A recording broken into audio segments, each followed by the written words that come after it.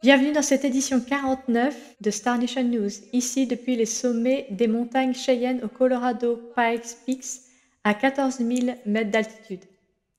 Bienvenue aux informations de la galaxie et je vous recommande de vous rendre dans cet endroit magnifique qu'est le Colorado Pikes Peaks. Bienvenue et cette semaine, j'ai des nouvelles extraordinaires pour vous.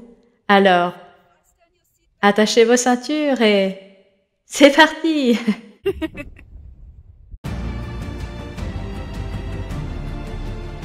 Fédération galactique des mondes.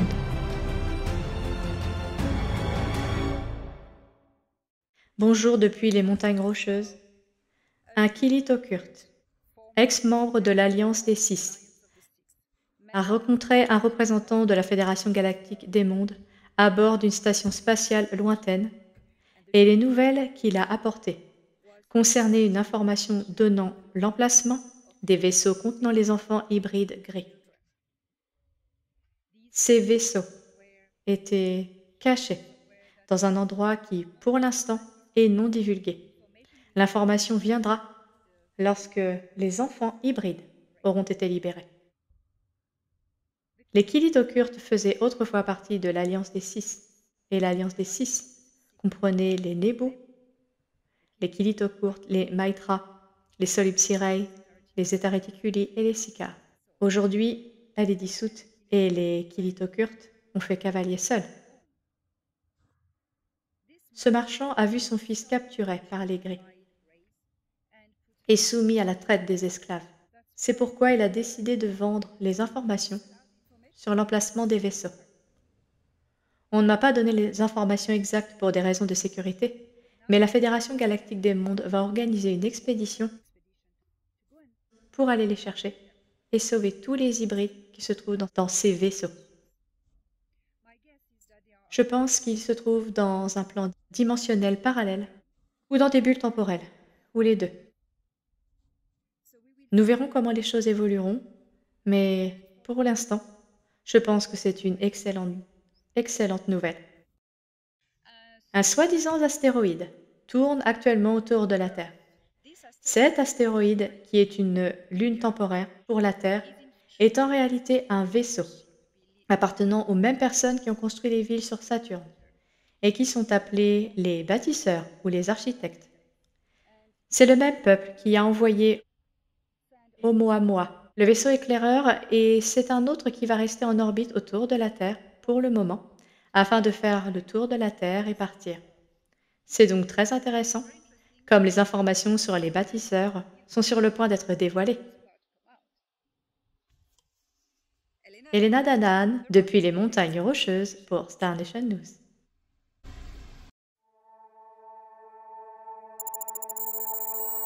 Un mot de l'émissaire.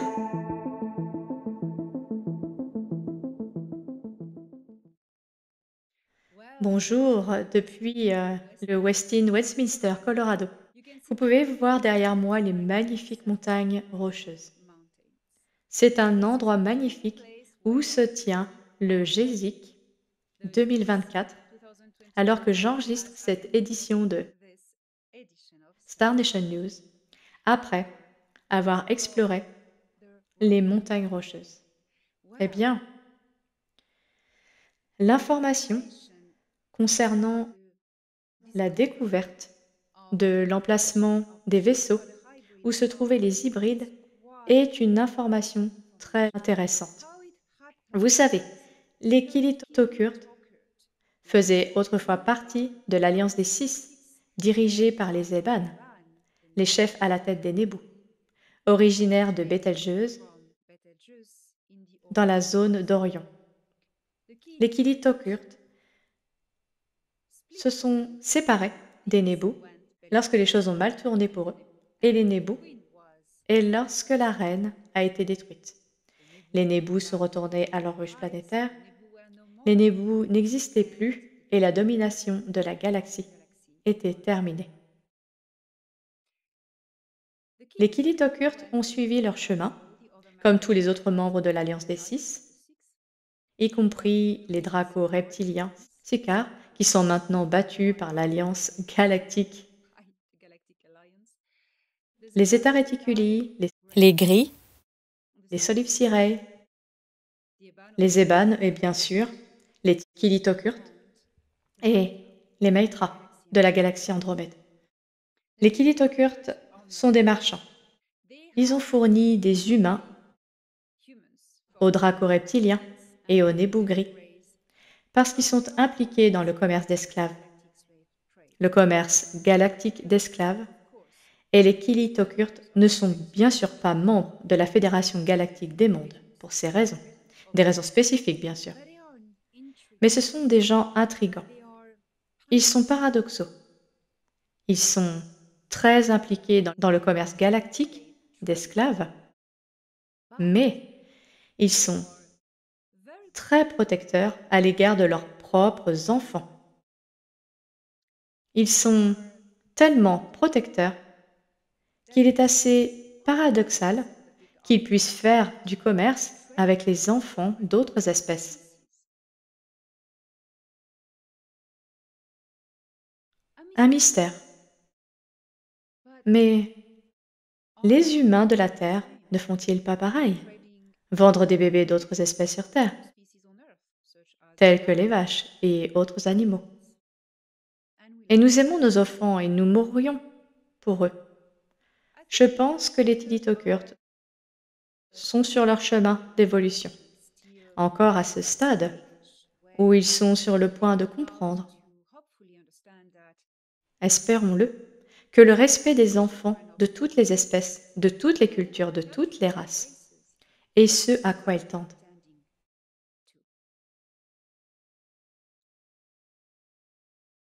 Un Kilitocurte, un marchand, dont le fils a été pris dans la traite des esclaves, pas par son propre peuple bien sûr, mais par d'autres, en particulier les Nébous, une des cultures de la race Nébou. Les anciens Nébous, devrions-nous dire. Ce marchand est entré en contact sur une station spatiale lointaine avec un personnel de la Fédération galactique des mondes, dont le nom ne sera pas divulgué. Et ce marchand Kilitocurte a révélé l'emplacement des vaisseaux où se trouvaient les hybrides fabriqués par les Nébous.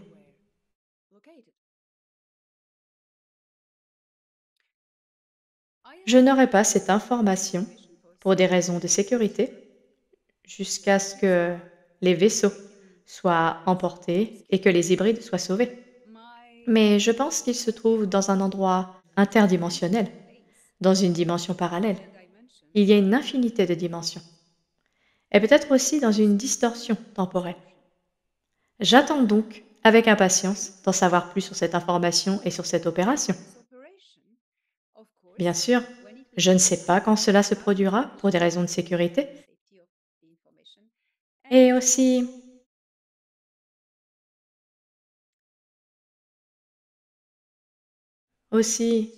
c'est la dernière étape de cette guerre de libération. Une fois ces vaisseaux trouvés, c'est ça, c'est fini. C'est fini. Les hybrides seront réaffectés, redirigés vers d'autres planètes et auront une nouvelle vie.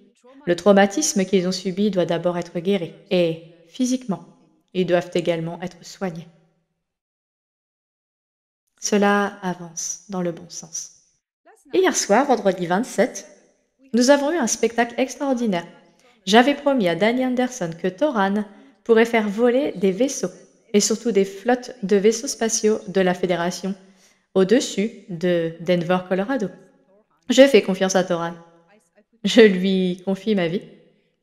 Il m'a dit donc d'accord, oui, je vais organiser cela, ne t'inquiète pas.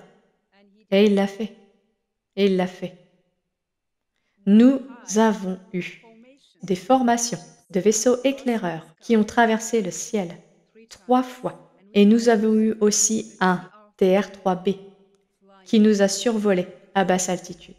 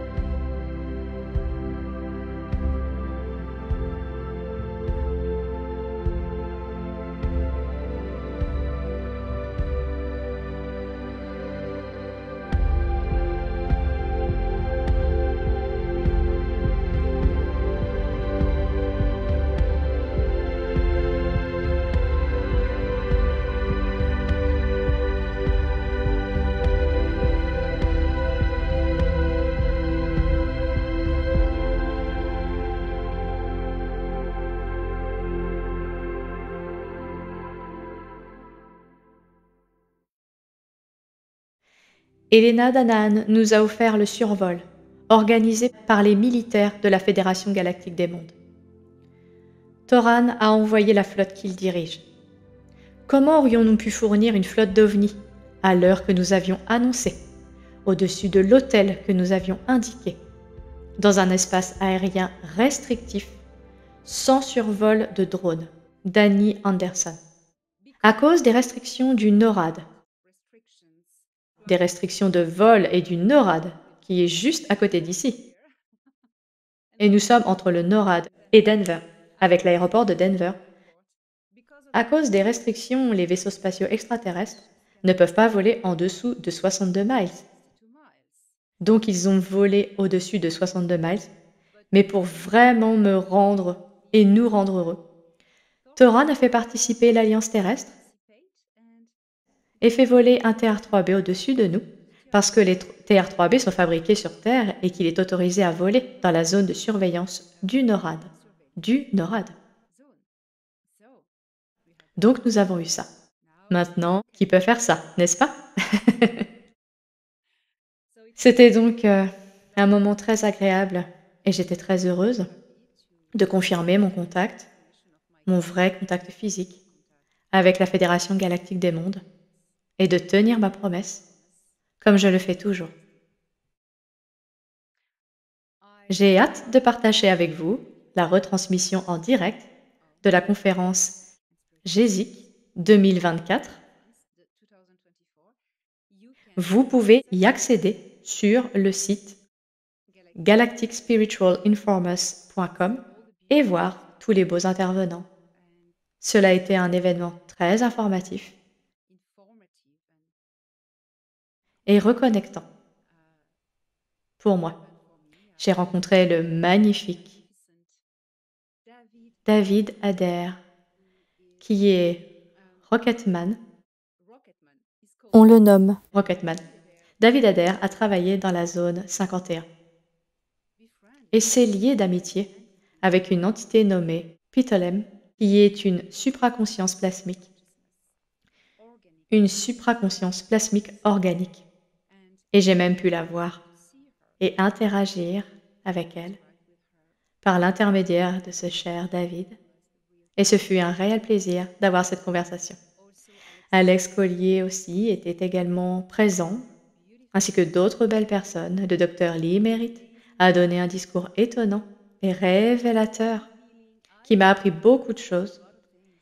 Et le docteur Christian Northrup a été extraordinaire. Et Michael Salla a accueilli JP sur scène.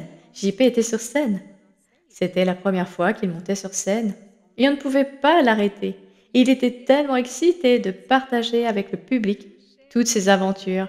Et c'était un grand moment historique pour la divulgation. Maintenant, devant des milliers de personnes, un TR-3B nous a officiellement survolé. Cela signifie beaucoup. Cela signifie que c'est maintenant la divulgation. Maintenant, rien ne peut arrêter la divulgation. Les flottes de vaisseaux spatiaux volent en formation. Je veux dire que c'est ça. La porte de la divulgation de ces technologies s'ouvre maintenant. Elle est ouverte. Donc, je vous souhaite une merveilleuse semaine et je suis désolée pour le retard, mais cette émission a été enregistrée pendant une pause au cours du GESIC et elle sera éditée. Cela prend du temps. C'est pourquoi vous avez sauté une semaine. Et j'espère vous voir la semaine prochaine pour une nouvelle édition de Star Nation News.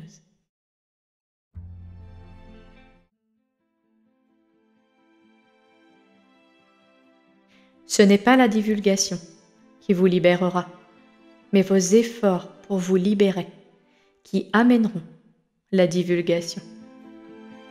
Thor, Anne et Redion.